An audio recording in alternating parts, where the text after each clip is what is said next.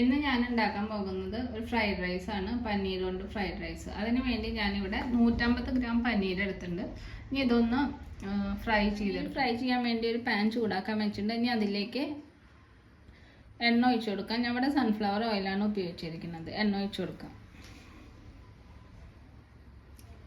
കുറച്ച് എണ്ണ ഒഴിച്ചെടുത്താൽ മതി. ഇതൊന്ന് കളറൊന്ന് മാറുന്ന വരെ ഒന്ന് ഫ്രൈ ചെയ്താൽ മതി. ചൂടായിട്ട് ഇനി അതിലേക്ക് പനീർ ഇട്ട് കൊടുക്കാം.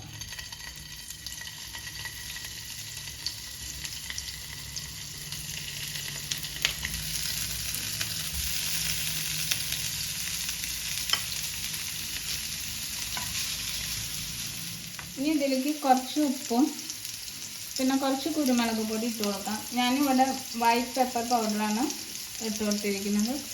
കുറച്ച് കുരുമുളക് പൊടി, ഒരു 1/4 ടീസ്പൂൺ കുരുമുളക് പൊടി, വൈറ്റ് പെപ്പർ പൗഡറാണ് അത് ഇട്ട് കൊടുക്കാം. ഇതൊക്കെ ഒന്ന് ഉപ്പൊന്ന് എല്ലായിടത്തും പിടിക്കാൻ വേണ്ടി ഒന്ന് ഇളക്കാം.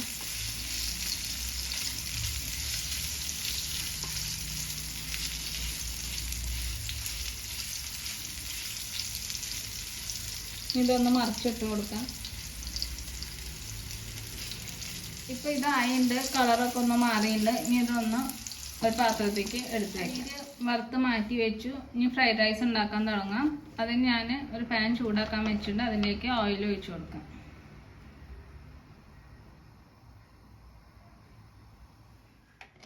എണ്ണ ചൂടായിട്ടുണ്ട്. അതിലേക്ക് ഇഞ്ചി ഇട്ട് കൊടുക്കാം. ഒരു ചെറിയൊരു കഷ്ണം ഇഞ്ചി ചെറുതായി അരിഞ്ഞത് അത് ഇട്ട് കൊടുക്കാം.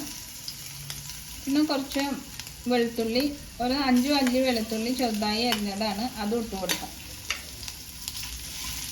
ഇതൊന്ന് വഴറ്റിയിട്ട് ബാക്കിയുള്ള ഇൻഗ്രീഡിയൻസ് ഇട്ട് കൊടുക്കാം. ഒന്ന് വഴന്നുണ്ട്. അതിലേക്ക് പച്ചമുളക്, ഒരു 2 പച്ചമുളക് ഞാൻ എടുത്തിട്ടുണ്ട്, അതിട്ട് കൊടുക്കാം. പിന്നെ ഒരു മീഡിയം സൈസ് സവാള അത് ഇട്ട് കൊടുക്കാം. ഇനി ഇതൊന്ന് വഴറ്റാം. 1 മിനിറ്റ് ഒന്ന് വഴറ്റിയാൽ മതി. അപ്പോൾ അതൊന്ന് വഴന്ന് വന്നിട്ടുണ്ട്. അതിലേക്ക് ക്യാബേജാണ്, ചെറിയൊരു കഷ്ണം ക്യാബേജ് അരിഞ്ഞതാണ്, അത് ഇട്ട് കൊടുക്കാം. പിന്നെ ചെറിയൊരു ക്യാപ്സിക്കം അത് ഇട്ട് കൊടുത്ത് ഇതൊന്ന് വഴറ്റിയാൽ മതി. വെന്ത് നന്നായി വേവേണ്ട ആവശ്യമില്ല, ഒന്ന് ക്രിസ്പായിരിക്കണം, ജസ്റ്റ് ഒന്ന് വഴറ്റിയാൽ മതി. ഇതിലേക്ക് 1 ടീസ്പൂൺ സോയാ സോസ് ഒഴിച്ചു കൊടുക്കാം. ഇതൊന്ന് നന്നായിട്ടൊന്ന് മിക്സ് ചെയ്യാം. ഇതിലേക്ക് ഫ്രൈ ചെയ്ത് വെച്ച പനീർ ഇട്ട് കൊടുക്കാം. പിന്നെ കുറച്ച് കുരുമുളക് പൊടി, വൈറ്റ് പെപ്പർ പൗഡറാണ്, അതൊരു ടീസ്പൂൺ ഇട്ട് കൊടുക്കാം. ഇതെല്ലാം നന്നായിട്ടൊന്ന് മിക്സ് ചെയ്യാം. അപ്പോൾ നന്നായിട്ട് ഞാൻ മിക്സ് ആക്കിയിട്ടുണ്ട്.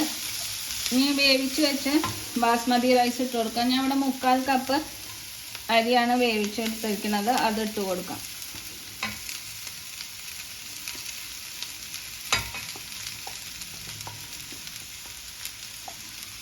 ഇനി ഇതൊന്ന് നന്നായിട്ടൊന്ന് മിക്സ് ചെയ്യാം.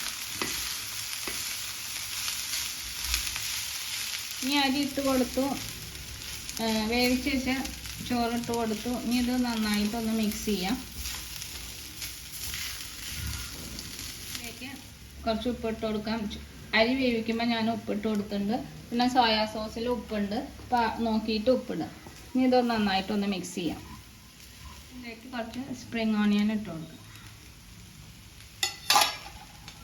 എന്നിട്ട് നന്നായിട്ടൊന്ന് മിക്സ് ചെയ്യാം. ഉപ്പൊക്കെ ഇല്ലേന്ന് നോക്കുക. ഉപ്പില്ല വെച്ചാൽ ഇട്ട് കൊടുക്കാം. ഫ്രൈഡ് റൈസ് തയ്യാറായിട്ടുണ്ട്. അപ്പോൾ എല്ലാവരും ഉണ്ടാക്കി നോക്കുക. ഇഷ്ടപ്പെട്ടാൽ ലൈക്ക് ചെയ്യുക, ഷെയർ ചെയ്യുക, സബ്സ്ക്രൈബ് ചെയ്യുക. Thanks for watching.